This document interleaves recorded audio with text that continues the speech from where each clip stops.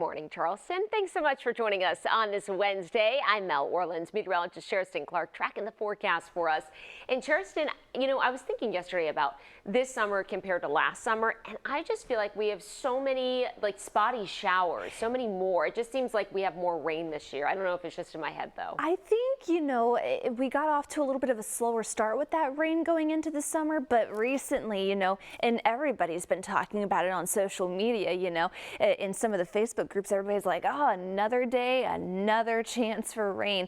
Yeah, we have been hanging on to those spotty showers and thunderstorms over the last couple of weeks, and we'll keep those rain chances around as we head through the middle of your week. In fact, starting the day off with some spotty light showers. Again, very spotty, very light in nature, but you'll want to grab that rain gear as you make your way out the door. You step outside, you're going to feel the steamy conditions, right? Check out these temperatures this morning. 77 right now in Somerville, 81 in Charleston, and 82 in Beaufort. Those are the temperatures. Those aren't the feels like temperatures. So a very warm and muggy start to our day.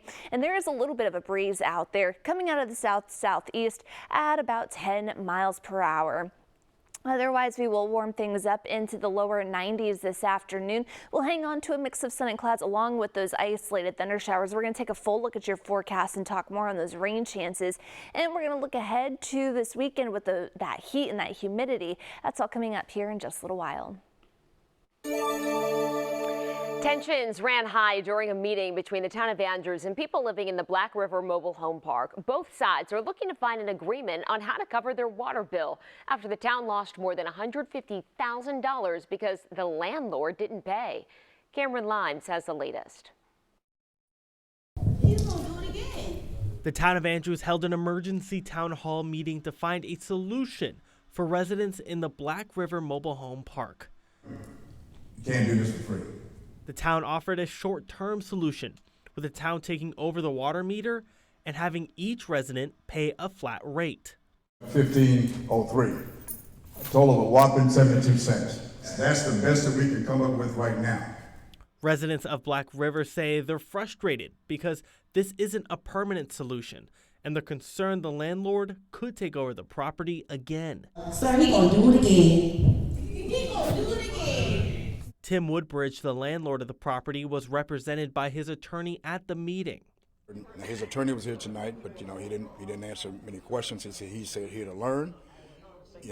Not sure what that meant, but this is where we are. For now, residents can expect to pay a flat rate of $15.03 for their water and sewage, and they're looking into legal action against Tim Woodbridge. Working for you, Cameron Limes, News 4. The City of Charleston's Planning Commission meets today to go over a number of proposals. Leaders are set to review a concept plan from D.R. Horton for a conservation development that includes 22 single-family units on Cane/Slash Road on Johns Island. The City of Charleston is also requesting to rezone West Ashley Circle to a general business district. Their meeting starts at 2 p.m. at the public meeting room on George Street. Today, we're expecting to hear the results of the federal feasibility study focused on reducing flood damages in neighborhoods surrounding Eagle Creek in Dorchester County. There will be a presentation showing the project's next steps and a chance for you to ask questions. That starts at 5 at Fellowship of Eastbrook on Old Trolley Road in Somerville. Some exciting news on Joint Base Charleston. A groundbreaking ceremony is happening today for a new veterans clinic. The new North Charleston VA Specialty Care Clinic is part of the Ralph H. Johnson VA healthcare system. The facility will offer pain management and mental health care. It's part of the VA's commitment to expand access to services by placing facilities on bases.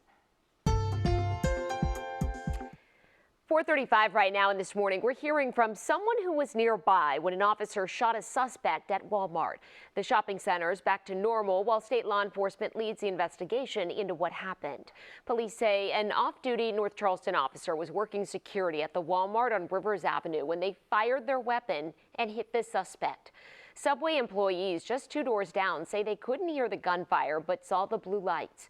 Since then, we've learned a suspect pointed a gun at the officer while running out of the store. Officials say this started when Walmart staff notified the officer someone was attempting to make a fraudulent return, prompting the response. People we spoke with were shocked to learn what happened. Yeah. No violence, nothing like that. We try to keep it peaceful. It's like we're a family business. Like my grandparents working there with me, my brother, and my dad.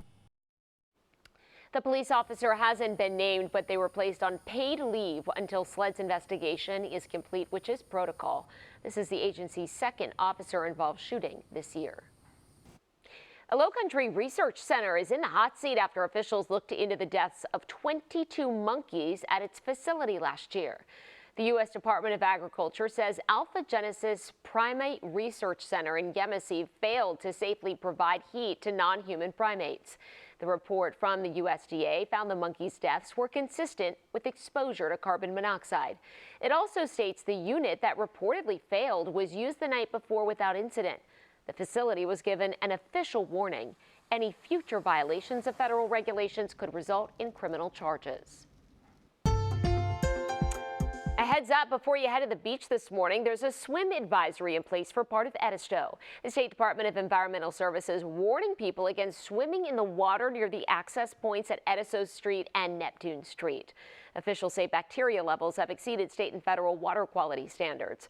People with open wounds or compromised immune systems should avoid the water. This is the second advisory for part of Edisto issued in the past week. Here in the Lowcountry, traffic is a major concern and top complaint, and there's a plan to widen more than 5 miles of Dorchester Road to help solve traffic issues and make the area safer for bikers and pedestrians. Most importantly, as Jesse Klinger reports, the decision on just how to move forward will rely on the public's input.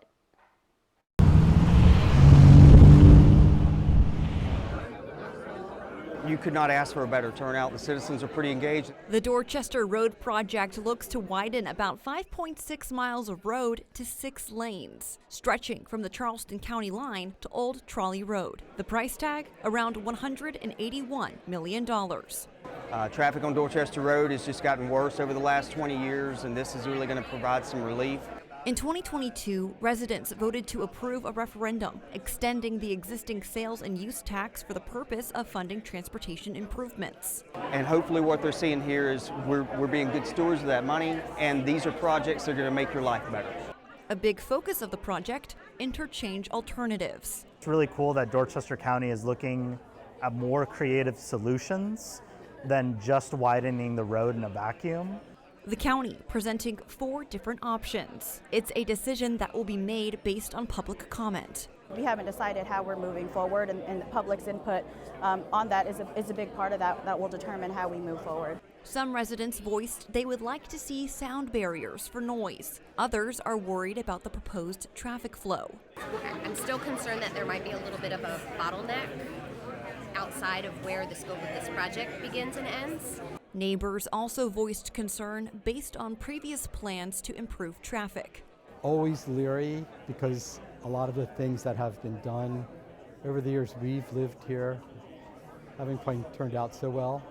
A lot of times it creates more problems than they intended to do. So it looks great on paper, but we'll have to see how it works out.